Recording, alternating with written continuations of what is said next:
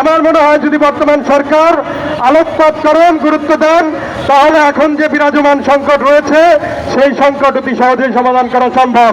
কাউকে বাদ দিয়ে এবং কাউকে খুশি করার জন্য এককভাবে যদি কোনো আইন প্রণয়ন করা হয়, কোনো আইন প্রয়োগ করার চেষ্টা করা হয়, তাহলে এই দেশের ন্যায় নীতি অথবা সুশাসন এটা কখনোই আশা করা যায় না। আজকে আমরা যে জিনিসটা দেখছি, স্কুল ছাত্রী রামিসা মৃত্যুবরণ করলো কেন? এর আগে অসংখ্য ঘটনা ঘটেছে যেগুলো নিয়ে কিছুদিন আমরা খুব আওয়াজ করি, অনেক বড় বড় আন্দোলন করি, আবার কিছুক্ষণ পরে সেটা ভুলে যাই। কিছুদিনের মধ্যে সেই আন্দোলনের কোনো গতি আর থাকে না।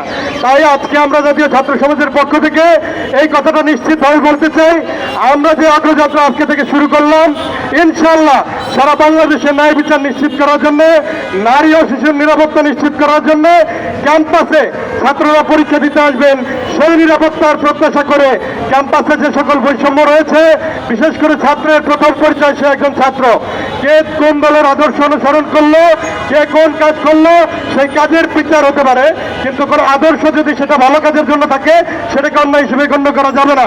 তাই ক্যাম্পাসে সকলের জন্য নিরাপদ পরিবেশ নিশ্চিত করা এবং সারা বাংলাদেশের নারী ও শিশুর নির্যাতনকে বন্ধ করার জন্য সরকার সর্বোচ্চ ব্যবস্থা গ্রহণ করবে সেই প্রত্যাশা ব্যক্ত করে আপনাদের সকলকে ধন্যবাদ জানিয়ে আজকের এই মানববন্ধনে এখানে সমাপ্ত ঘোষণা করছি।